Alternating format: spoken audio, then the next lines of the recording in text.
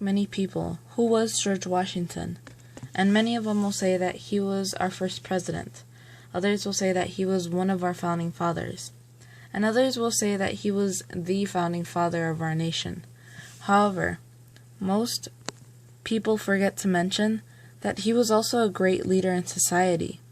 He was a great general, and he was also a great inspiration during the Revolutionary War.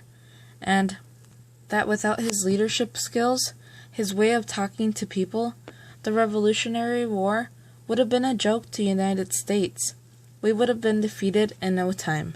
And many people oversee that. And that is a very important fact that we must not oversee, because thanks to George Washington's words, many soldiers were empowered to do things and to know that they could do things that they had never imagined before doing. They all stood up for our nation. And it wasn't an easy task to do, because our nation was a fairly new nation, and we did not have a strong government to guide us. Nonetheless, the resources for a big war to go on. We were not in good shape to go against the most powerful nation in the world. That was Great Britain. However, George Washington found ways to inspire the people and to let them know that even if we were a small nation, that we would always find a way to get through hardships, that we would always triumph after every hardship that there was put upon us.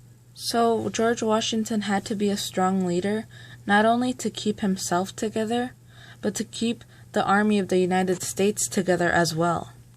This task was not easy. It was not easy for various reasons.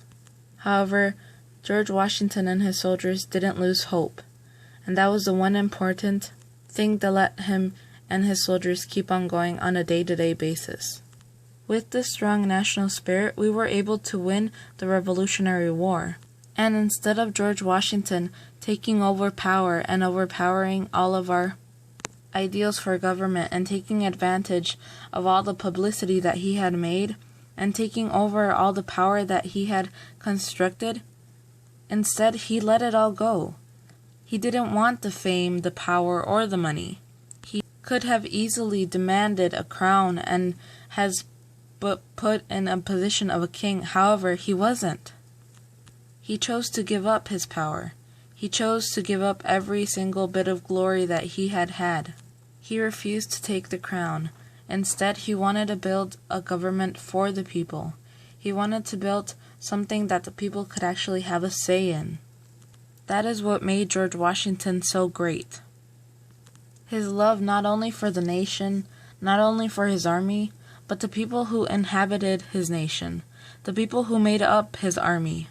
He knew that they were the base and the foundation of this new country, and that was a powerful ideal, which leveled him up to be not only a good leader, not only a good military leader, but a great leader to the people and the country itself.